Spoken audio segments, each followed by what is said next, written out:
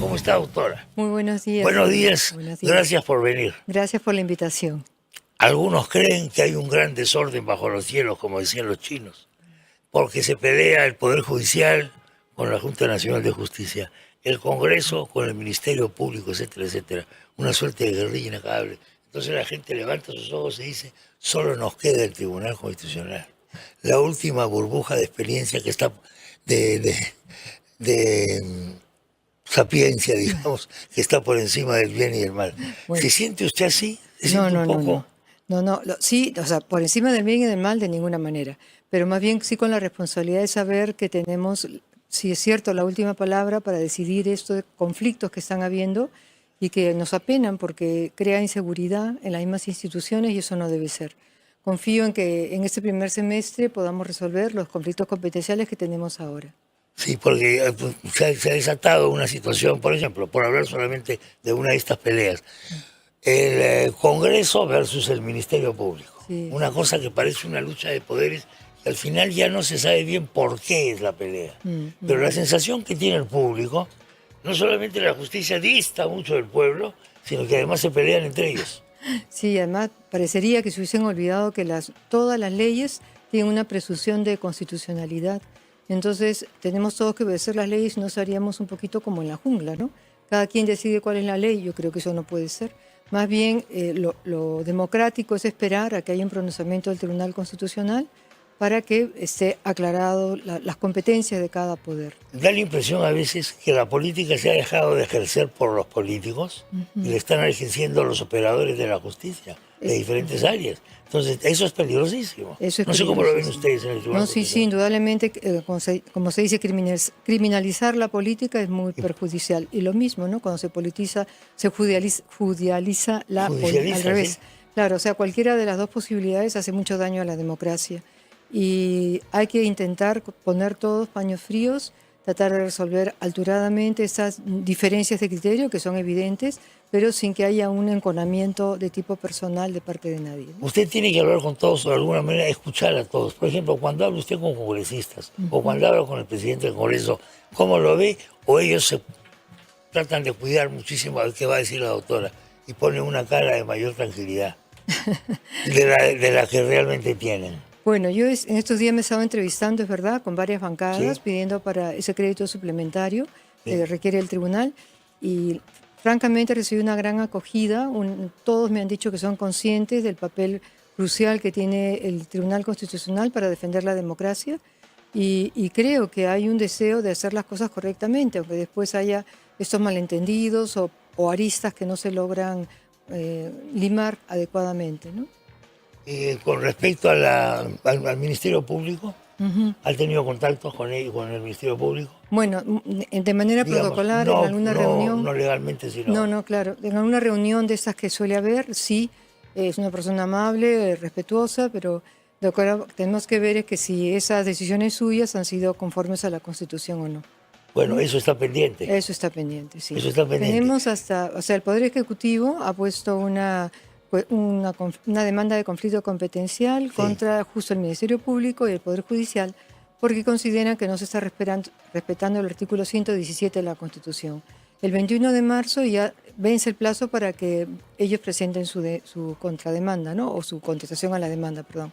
Entonces yo creo que a partir de ahí ya correrán los plazos para poder tomar la decisión. ¿Cuánto puede tomar la decisión? ¿Cuánto puede demorar la decisión? Después de que llega esta respuesta a la demanda, pues tenemos por lo menos, pienso yo, un mes para poder analizar los documentos, proyectarnos de alguna medida en la posible solución y citar a una audiencia y después quedan otros 30 días hábiles para dictar sentencia. Por eso digo, primer semestre, calculo yo. Primer semestre. Sí. ¿Cómo se toma una decisión? ¿Cómo funciona el cerebro de un integrante del Tribunal Constitucional hasta que llega a decir, esto es lo que voy a hacer?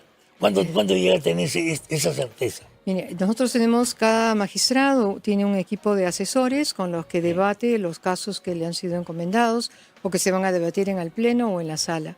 Y cuando llegamos al debate, que solo estamos los magistrados, ocurren oportunidades que alguno plantea un punto de vista que otros no habíamos considerado. Entonces eso lleva a enriquecer el debate y a veces también a retrasar la decisión, porque se crea, no, vamos a volver a estudiar esto desde ese punto de vista y a ver a dónde llegamos. Los temas más complejos, que suelen ser los procesos orgánicos, o sea, acción de inconstitucionalidad, conflicto competencial, esos a veces tardan, pueden ser 3, 4 debates, ¿no? O sea, que significa 3 o 4 meses, porque solemos reunirnos a final de cada mes, porque antes hay reuniones de sala, ¿no? O sea, el trabajo es continuo, pero a nivel de pleno tenemos solo los últimos 15 días, ¿no? En principio. Cuando hay una emergencia nos hemos reunido extraordinariamente, pero procuramos respetar los plazos para cada uno, porque si no se atropella todo el trabajo, Claro. ¿no? ¿Cuánto puedo cambiar yo mi hipótesis inicial? Porque más o menos cuando uno ya tiene el título del caso, se forma una primera hipótesis de quién tiene la razón. Pero en la medida en que voy investigando, o usted me va convenciendo, u otro me va convenciendo, Exactamente. ¿cómo hago para cambiar de posición? Como el derecho es una ciencia argumentativa, ¿no? No es una ciencia demostrativa como la química, ¿no?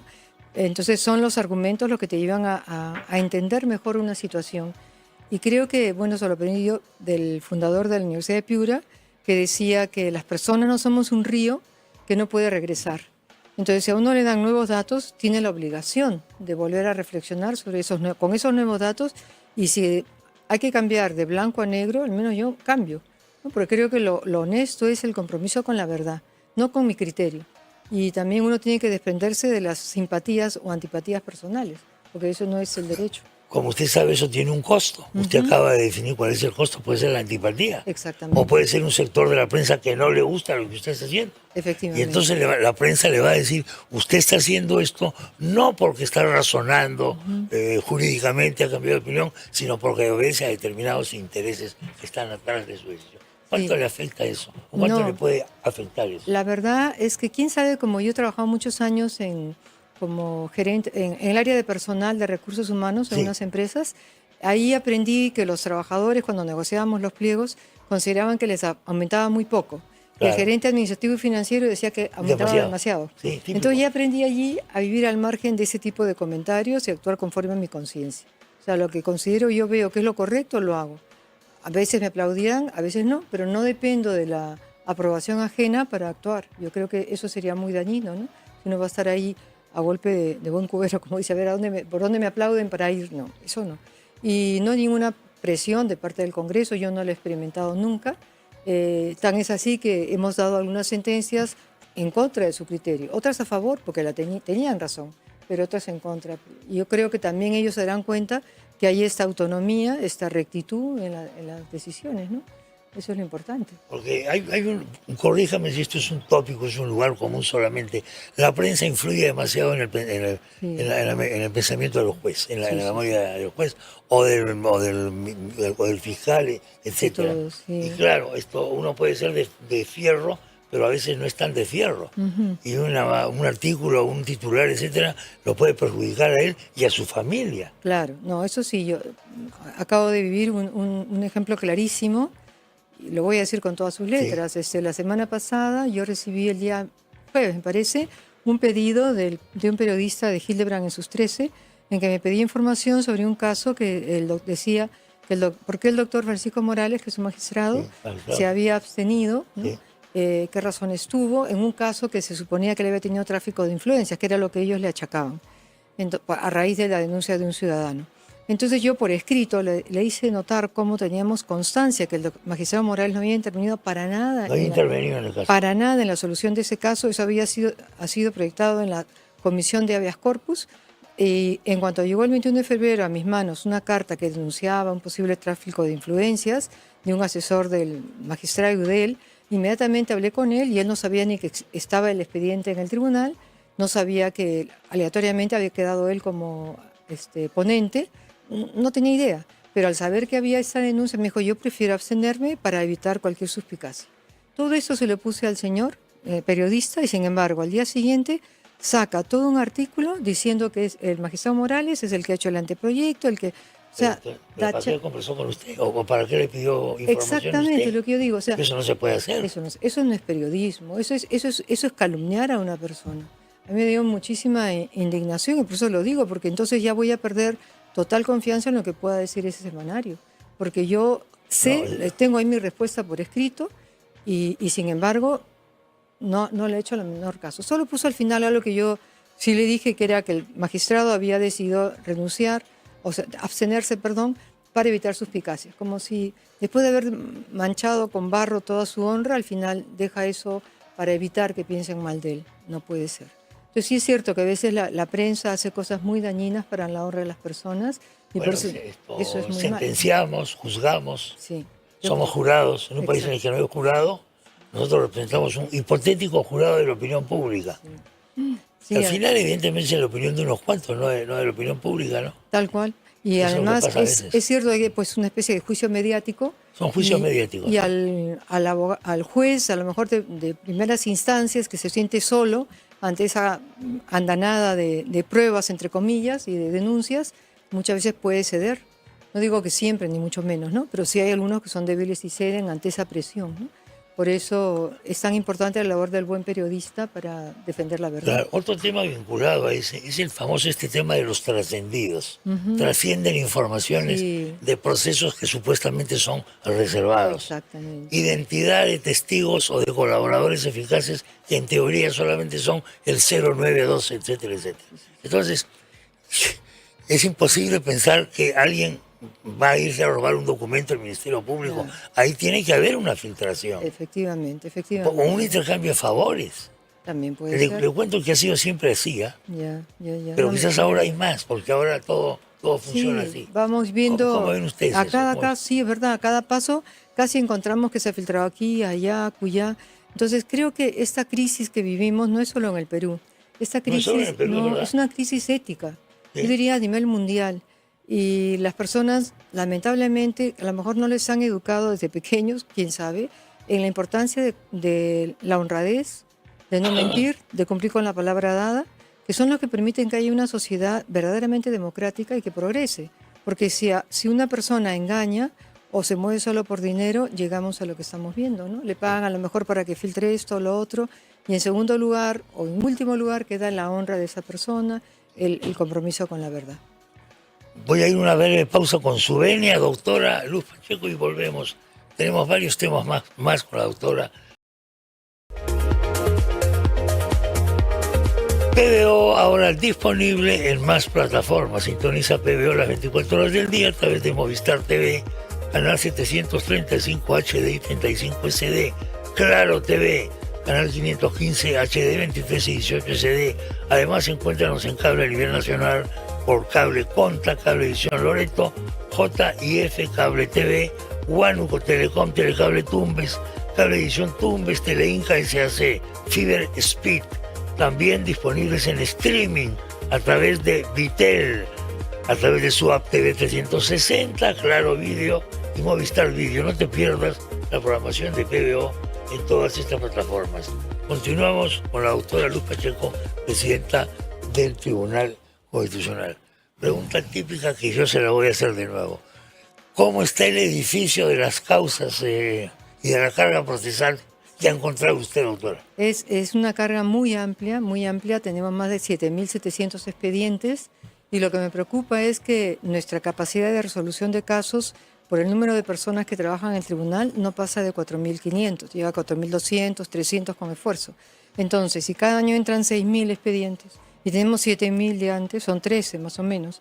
Si resolvimos en ese año 4.200, o sea, queda más de 9.000 por resolver. Entonces, eso es una injusticia para la nación, para las personas. Por eso yo estoy pidiendo un crédito suplementario, no solo para poder mantener el edificio de 7 pisos que tenemos aquí y también la casona Pilatos del centro de Lima, que es una pinacoteca ahora, el local del Centro de Estudios Constitucionales en San Isidro y la casona de Arequipa. Pues aparte de eso que es necesario, requerimos contratar temporalmente gente para que nos ayude a bajar esta carga. ¿Cuánta gente sería necesaria? Yo calculo máximo unas 30 personas. ¿30 personas? Sí, más o menos. No es mucho. No, no es mucho. Y de allí... Pero, ¿Le van a dar el presupuesto? Sí, eso es lo que espero. Estoy tocando todas las puertas de todas las bancadas. Voy a volver a ir con el ministro de Economía, al Premier, si es necesario a la Presidenta de la República, pero yo creo que tienen que comprometerse con el funcionamiento célebre del Tribunal Constitucional, que requiere más recursos para contratar más gente. Como le digo, esto sería temporal, pero para el próximo año nuestro presupuesto ya se ha sincerado y tenemos cifras para poder contratar a la gente que realmente se requiera y también para que el presupuesto cubra esos 3 o 4 inmuebles que tenemos que mantener. ¿Cuánto es lo que están pidiendo para este Para este momento 4.300.000 más o menos, por ahí. No es mucho, No, pues. La verdad que no es mucho frente a todos los otros presupuestos y confío en que lo den. De esas causas pendientes, ¿de qué género será cada una de ellas? ¿Tiene un porcentaje más? La mayor cantidad son procesos de amparo y procesos de habeas corpus. Procesos que se llaman orgánicos, que son la acción de inconstitucionalidad y los competenciales, esos solamente son 30, en número 30 de los más de 7.700, pero son los que llenan las páginas de los periódicos. Así es. Pero los ciudadanos tienen derecho a que también les resolvamos con prontitud sus causas, ¿no? Que son para ellos temas vitales.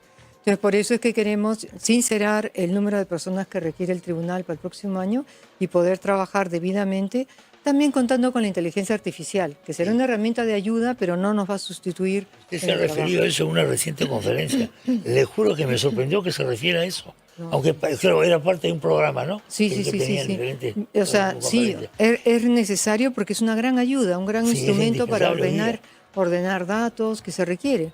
Entonces vamos a contar y vamos a ser muy transparentes para que todos sepan, estamos usando inteligencia artificial en esta etapa del proceso. Es importante que la gente sepa eso. Oiga, hay gente que piensa que el Tribunal Constitucional solamente se dedica a decidir contiendas entre políticos. Exactamente. Entre altas jerarquías, o sea, el presidente tal poder contra tal otro, etcétera.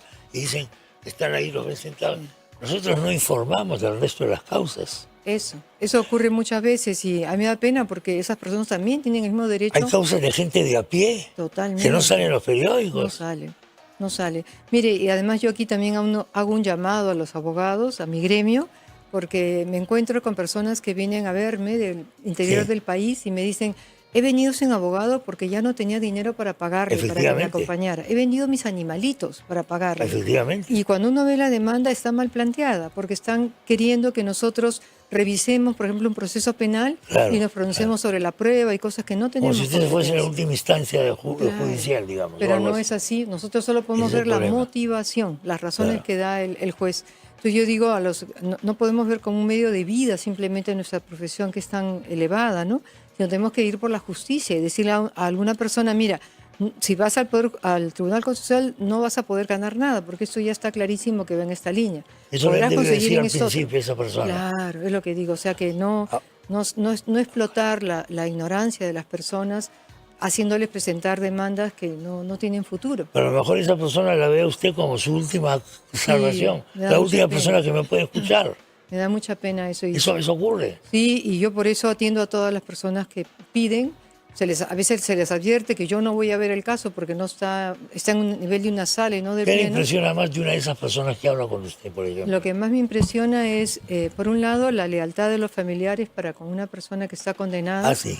Sobre todo, bueno, de las madres, son las que más. Sí, las madres, ¿no? También lo que es ver su generosidad de estas familiares para quedarse sin dinero para pagar la defensa, ¿no?, de sus hijos. Normalmente son madres con hijos, pero también hay otros supuestos a otras personas como a las que comentábamos, alguien que viene deseando que le limpiemos el nombre, como si nosotros pudiéramos limpiar el nombre de una persona y no podemos. Eso me da pena, esa ignorancia que les ha llevado hasta viajar del interior del país a buscarnos. Un esfuerzo económico enorme. Exacto. Es gente humilde. Eso de verdad parte del corazón. A mí me parte eso es tremendo. Sí. Presidente del Poder Judicial, mujer. Sí. Presidente del Ministerio, ya le he preguntado esto antes, pero yo no se lo he preguntado. Presidente del Ministerio Público, mujer. Fiscalía de Nación. Presidente de la República, mujer. Presidente del Tribunal Constitucional, mujer. ¿Le dice algo esto? Me dice que sí, que las mujeres hemos logrado encontrar un sitio ya en el espacio público. No conozco otro país que haya tanta mujer que tenga esta concertación. No concertación. Esta reunión de mujeres en estas esferas del sistema de justicia, digamos. Ya. No conozco otro país. Mire, no averiguo yo el dato, pero no me extrañaría, aunque sé que las mujeres hoy en día, lo leí en unos informes de la ONU, pues sí, llegan a tener a veces hasta el 26% de puestos en gobiernos, ¿no? Sí. En general en gobiernos. Pero también eso tiene que ser una llamada a la esperanza. Es decir, el país ha mejorado mucho. No podemos tener una mentalidad de víctima a las mujeres, sino de liderazgo. No podemos estar mirando que el machismo, es verdad, hay violencia contra la mujer, hay que cortarla, pero hay muchos hombres que se han dado cuenta de esto y que colaboran con las mujeres. Entonces tiene que haber una mentalidad de diálogo entre hombres y mujeres para construir la sociedad. No estamos unos contra los otros, sino todos a una. Claro. ¿No? ¿Qué le está enseñando? ¿Perdón? ¿Qué le está enseñando el cargo? El cargo me está enseñando, Ahora, sí, en el poco tiempo que lleva como presidenta, pero ya como integrante del tribunal ya lo conoce más, de ¿no? tiempo. Sí, a ver, la dificultad que tiene el manejo del presupuesto en el sector público, porque es muy burocrático, aunque entiendo que al ser dinero de los contribuyentes, de todos los peruanos, hay que tener candados, ¿no?, para evitar malos manejos. O sea, eso a veces dificulta porque uno no tiene la elasticidad que puede tener en la empresa privada, eso por un lado. Pero por otro, en el ámbito jurisdiccional, que uno siempre aprende en la vida, o sea, aprendo de mis colegas magistrados, aprendo de los asesores, y que el derecho exige tener una mente muy abierta, porque pocas son las cuestiones que son o blancas o negras. Sí, claro. Muchas dependen desde el punto de vista que se analicen. Entonces, hay que respetar la opinión ajena, no hay que tomar nunca la opinión contraria como una cosa personal, y de esa manera nos seguimos enriqueciendo todos con las opiniones de todos. ¿Le preocupa lo que viene en el futuro inmediato del Perú? ¿Le preocupa, por ejemplo, una sábana con 50 candidatos? Efectivamente, me preocupa como a todos, y he leído que el Jurado Nacional de Elecciones va a ampliar el plazo para que pueda haber más alianzas y no haya esta dispersión tan grande, ¿no?, que dificulta la elección de un buen gobernante o de buenos gobernantes. ¿Qué nos puede pasar? Porque vamos a terminar votando a ciegas. Claro, casi, ¿no? Y vamos a elegir quizás a alguien con un porcentaje muy bajo en primera vuelta. Y que se pierde el voto. Y se va a perder el voto y va a tener una mayoría, no va a tener mayoría en el Congreso. Claro. Y como usted sabe muy bien, cuando el Ejecutivo no tiene mayoría en el Congreso, estamos en problemas. Sí. Y también hay que darse cuenta que cuando el Congreso apoya al Ejecutivo, no es porque haya una repartija o porque necesariamente haya intereses subalternos, ¿no? Hay que ver que tiene que haber una cooperación entre los poderes del Estado. No debe haber nunca un enfrentamiento si queremos sacar adelante al país. Hay que ver cómo coordinamos entre todos. Lo que pasa es que nos hemos acostumbrado a la diatriba, a la crispación, etc. Sí. Y eso entonces buscamos noticias de ese tipo, incentivamos eso a la gente. La concertación no vende mucho. La concertación es una cosa que no es tan, no es tan atractiva. Parece que no es de valientes. Yo estoy segura. No podemos, ¿ah? Claro. O sea, además creo que se requiere mucha más fortaleza de ánimo para saber concertar que para pelear. ¿Usted se considera básicamente una laboralista en el campo del derecho? Sí. Sí. ¿Por qué es usted laboralista, doctora? Porque de todas las ramas del derecho me parecía la más humana. La más humana. La más humana y además que no veía casos tan duros como se ven en el derecho penal. No veía asesinatos, homicidios, cosas tan terribles que hay en el derecho penal, pero sí podía defender el derecho de las personas que trabajan para otro, que es una necesidad muy cotidiana. Me parecía una rama del derecho no patrimonialista, porque no está en base al dinero, como puede ser el mercantil, el civil, que tiene muchos valores también, ¿no?, indudablemente, pero a mí no me traían. En cambio, defender los derechos de la gente que trabaja me parecía mucho más bonito, y además siempre me ha interesado la filosofía y he profundizado en los derechos fundamentales de las personas, y eso me llevó también a entrar en el derecho constitucional. Por eso es que postulé al concurso. ¿Necesitamos un código laboral? Sí, del que se ha hablado tantas veces. Sí, es una pena. Tenemos una dispersión de leyes, reglamentos, memorándums y de todo tipo. Sí. Yo creo que es una necesidad urgente. Es necesario. Sí, yo facilitaría mucho el recto ejercicio, que todo esté determinado en un solo. Para mí el código facilita mucho, como hay en otros países, ¿no? Estatuto de los Trabajadores, Código de Trabajo. Yo creo que sí deberíamos ir en esa línea. Claro que sí. Habla usted de derechos humanos y su tesis es sobre la condición humana. El respeto a la dignidad humana en el derecho del trabajo. En el derecho del trabajo, o sea, tiene mucho de filosófico. La dignidad humana es un concepto que tiene una consecuencia jurídica, usted sabe mejor que yo, pero que es filosófico. Es filosófico. ¿Desde cuándo le ha preocupado ese?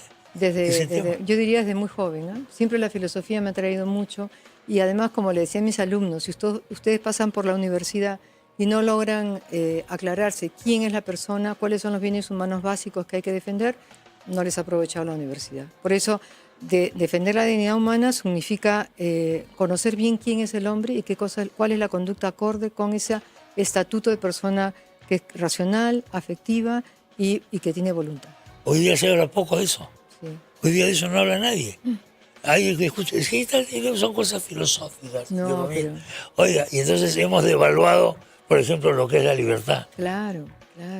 Estas prisiones preventivas que tenemos ¿y qué opina de ese abuso que estamos cometiendo? El abuso lo hemos visto todos, lo hemos comprobado. El hacinamiento en las cárceles también está sumamente comprobado. Entonces, en vez de estar, yo digo, hay casos que a mí me parece que no se ha justificado esas medidas. Bueno, doctora, hasta acá vamos a llegar porque no le quiero contribuir a que su expediente de casos rezagados aumente. Sí. Gracias por la visita, doctora. No, gracias por la invitación. Ha sido usted muy amable. Encantada. La doctora Luz Pacheco, presidenta del Tribunal Constitucional.